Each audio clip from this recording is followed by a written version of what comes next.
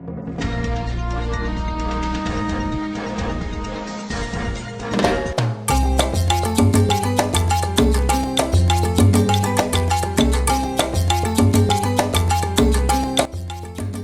video beredar di media sosial memperlihatkan aksi kocak siswa yang sedang berakting menjadi pengantin di depan kelas sekolah.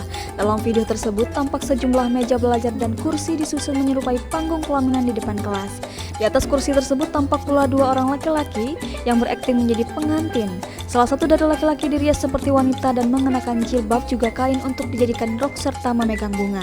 Tak berapa lama datang seorang guru yang memergoki tingkah jahil anak muridnya itu.